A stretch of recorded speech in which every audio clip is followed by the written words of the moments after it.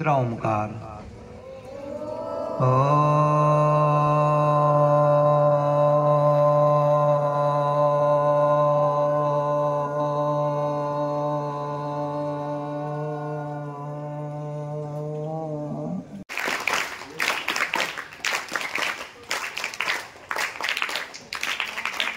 आवाज कमी नाही त्याला मोठा करायचा काळ्यांचा.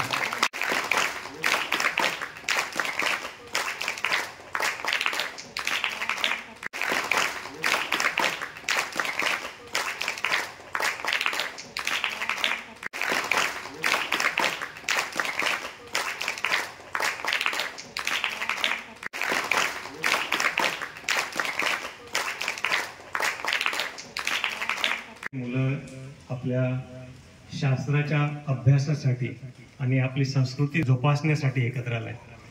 सर्वप्रथम मी माझे मित्र उदय रावडे यांचं हा संस्कार वर्गाचा उपक्रम सुरू केल्याबद्दल खूप अभिनंदन करतो.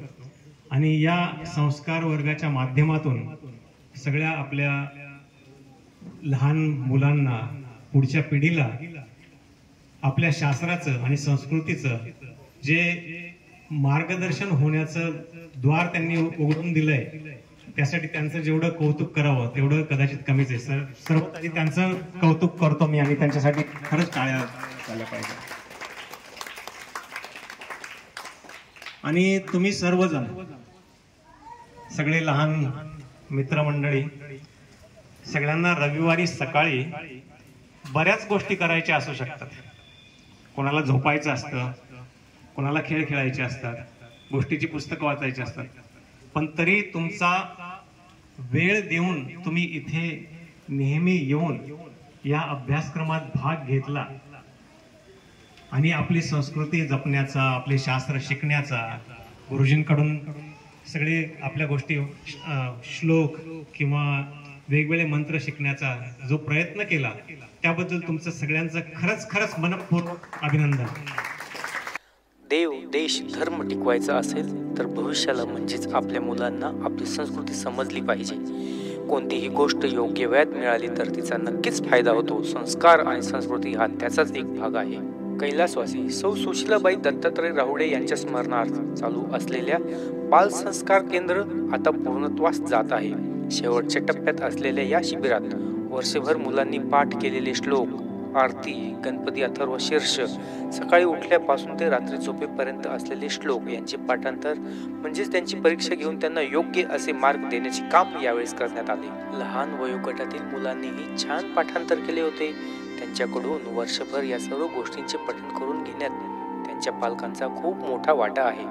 लाडयोग संघटना आणि लाड जागृती महिला मंडळाची खूप मोठ्या प्रमाणात साथ ही रावडे परिवाराला मिळाली आहे. यासाठी लाभलेले परीक्षक सौ मंजुषा कजवाडकर, श्रीयुत कुकडे गुरुजी, अरविंद दाक्ष गुरुजी, अमृता कुंभकर्ण अशा संस्कृत महापंडितांकडून मुलांची परीक्षा घेण्यात आली. यात विशेष बाब म्हणजे अमेरिकेहून राधारंजन दास प्रभू सुद्धा मुलांची परीक्षा घेण्यासाठी आले होते. मुलांचे इतके छान पाठांतर पाहून त्यांनाही मुलांचे कौतुक केले वाचून राहिले गेले नाही.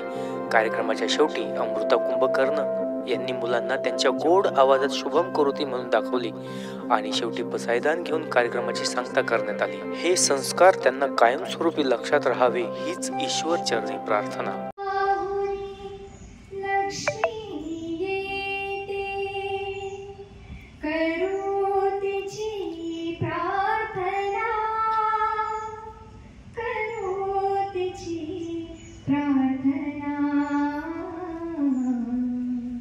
शुभं करोति भला मुलानो, शुभं करोति भला, शुभं करोति कल्याणं, शुभं करोति कल्याणं.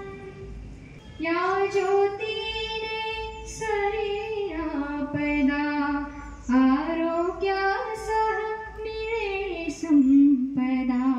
शत्रुबुद्धीचा विनाश होता, सौख्य मिळे जीवना, सौख्य मिळे जीवना.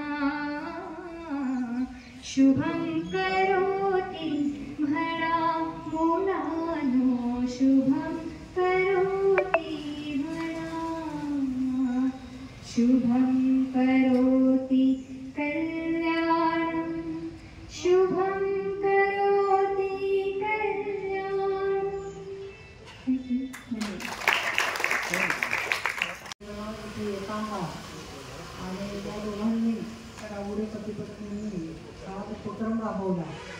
आणि कुकडे सर सातत्याने इथे येऊन तुम्हाला शिकवत आहेत. ते सगळ्यांनी माझा ऊर अक्षरशः उडून आलाय. कारण एखादी गोष्ट करायची ठरवणं हे सोपं असतं, पण संकल्प सिद्धीच नेणं अवघड असतं.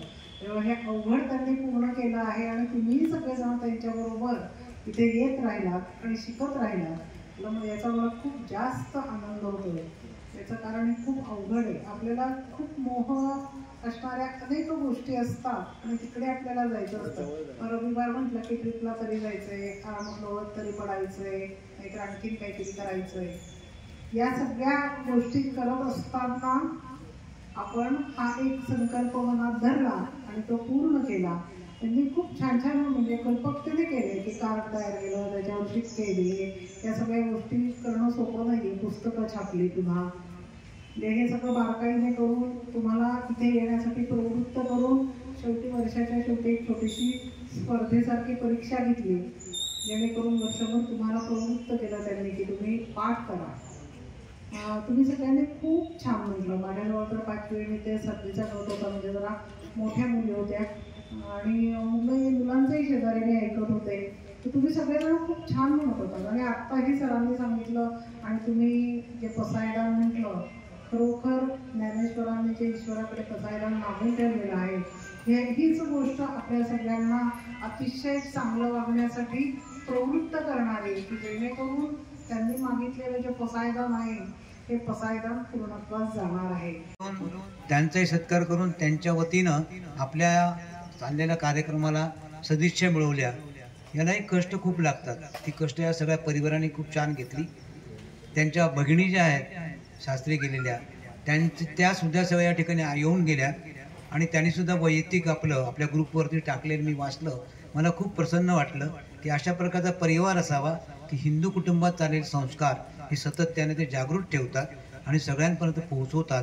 ही खूप चांगली प्रक्रिया आहे.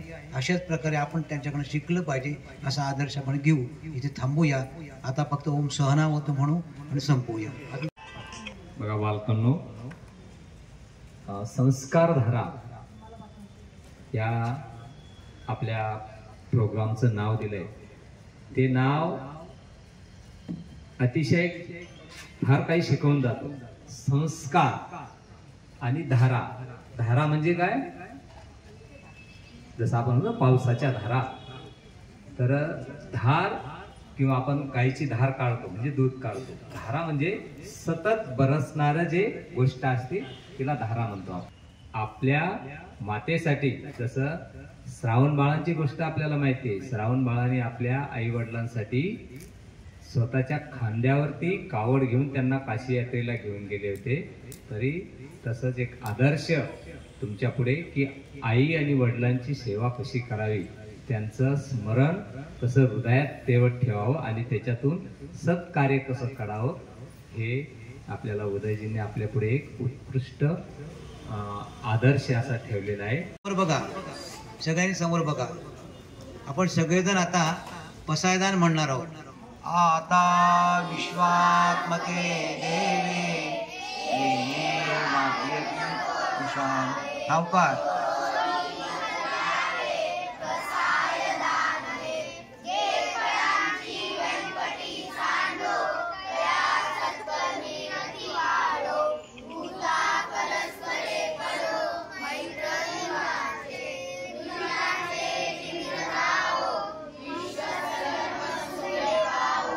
जो वंचित तोते नाहो प्राणी जातो. वर्ष दशक मंडळी ईश्वर निष्ठांची मांदियाळी मनवर्त भूमंडळी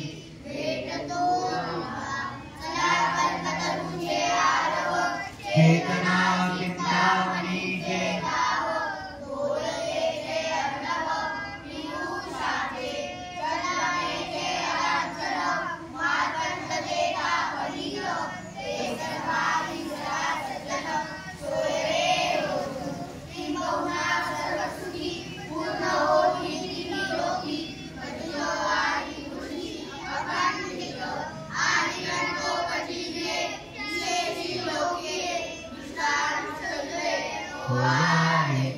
एकमय श्री विशेष नाहो, हाहो इंद्रदान पसाहो. येणे बरे सुखिया झाला.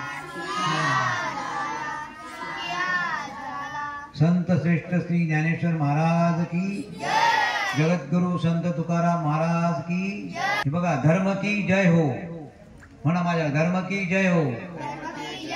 अधर्म का नाश हो, सब प्राणियों में सद्भावना हो, विश्व का कल्याण हो. गुरु सनातन हिंदू धर्म की जय. भारत माता की जय. नौ भुनक्तौ सह वीर्यं कर्वावै तेजस्विनावधीतमस्तु मा विद्विषावहै. ओम शांति शांति.